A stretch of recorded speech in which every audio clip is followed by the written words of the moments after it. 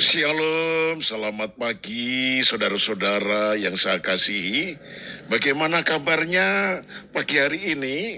Ada sukacita? Oh, haleluya.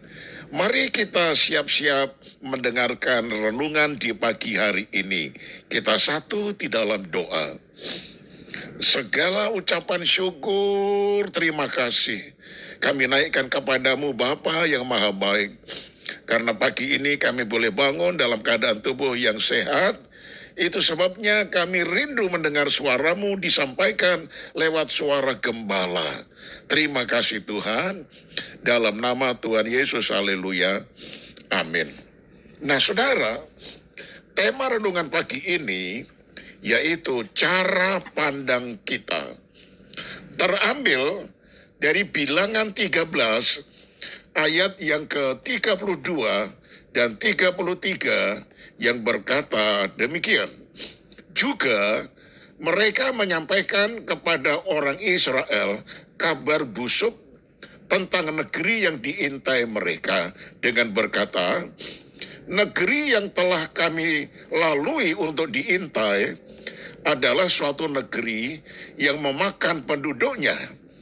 Dan semua orang yang kami lihat di sana adalah orang-orang yang tinggi-tinggi perawakannya.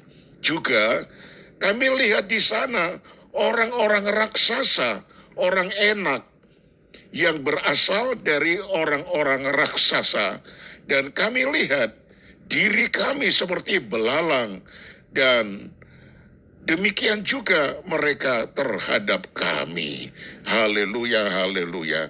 Nah saudara, masalah yang dialami atau situasi keadaan yang terjadi di sekitar bisa berdampak buruk, namun juga bisa mendatangkan kebaikan.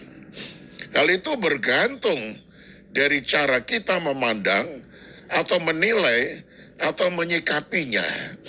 Masalah berat dan situasi sulit bagaimanapun seringkali menjadi beban yang begitu menekan dan membuat orang menjadi patah semangat dan menyerah. Hati dan pikiran dikuasai oleh ketakutan dan kekhawatiran, akhirnya sikap pesimis pun menguasai. Nah saudara, suatu ketika Musa mengutus 12 orang pengintai untuk pergi mengintai tanah Kanaan, negeri perjanjian. Ke-12 orang itu adalah para pemimpin dari masing-masing suku di Israel. Menjadi perwakilan suku berarti bukanlah sembarang orang, melainkan orang-orang pilihan yang memiliki potensi dan kualitas hidup yang sangat mumpuni. Namun saudara, meski sama-sama mengintai tempat atau objek yang sama, dan lamanya waktu untuk mengintai juga sama, yaitu 40 hari. Nah sudah bisa bilangan pasal 13 ayat 25. Tapi mereka pulang dengan membawa laporan yang berbeda.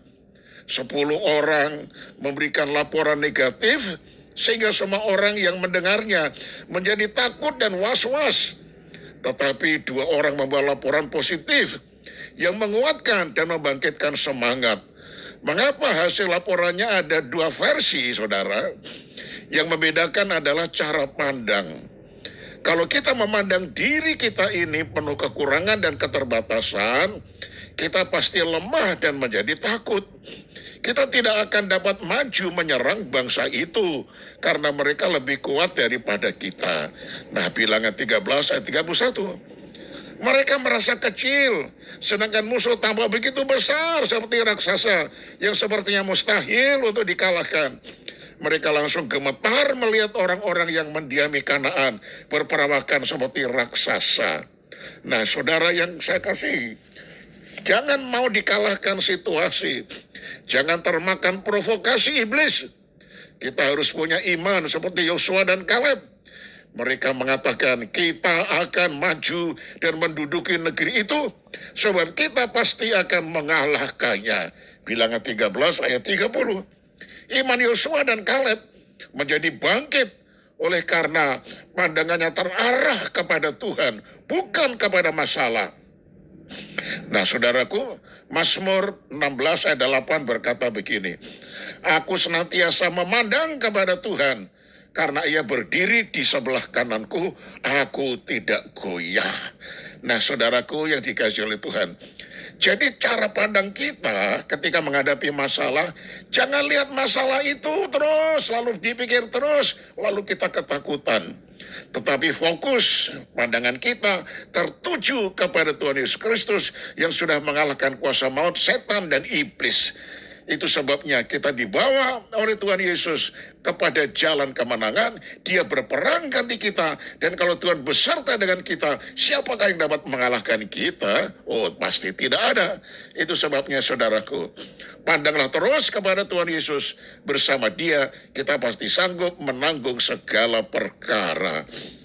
Amin. Kita satu dalam doa. Tuhan, renungan pagi ini menyadarkan kami. Walaupun secara kasat mata kami melihat negeri yang diintai itu adalah para raksasa, bahkan mereka makan orang. Tetapi Tuhan, kami tidak boleh berpikir secara negatif. Masalah itu memang besar sekali, tidak mungkin kami hadapi. Tetapi kiranya Roh Kudus mengingatkan kami, Tuhan itu di pihak kami. Bukan di pihak kepada musuh, tidak. Biarlah Engkau sadarkan kami ya Roh Kudus. Engkau selalu beserta dengan kami. Roh Tuhan ada dalam diri kami adalah roh yang lebih besar dari segala roh yang ada di dalam dunia ini. Apalagi Engkau Tuhan Yesus telah mengalahkan kuasa maut, kuasa setan, iblis, kegelapan. Sudah Engkau kalahkan. Itu sebabnya kami adalah umat pemenang. Engkau berperang ganti kami. Ajar kami berfokus kepada Tuhan Yesus yang adalah Tuhan yang Maha Kuasa, yang selalu mengadakan mujizat. Bagi kami mustahil, bagi Tuhan tidak ada perkara yang mustahil. Terima kasih untuk renungan di pagi ini. Kuatkan teguhkan iman kami di hadapan Tuhan. Terima kasih banyak Bapa. Biar iman kami selalu tertuju kepada Yesus dan bukan kepada masalah. Kami serahkan aktivitas kami sepanjang hari ini. Tuhan tuntun, jaga, lindungi, dan pelihara serta berkati kami. Bahkan semua anak-anak kami, Tuhan juga jaga lindungi yang masih ulangan ujian. Berikan hikmat sehingga keberhasilan ada atas mereka semuanya. Tuhan yang sakit Tuhan jamah dalam nama Yesus. Kuasa penyakit dipatahkan dan Tuhan menyembuhkan mereka semuanya. Dalam nama Tuhan Yesus kami sudah berdoa. Amin.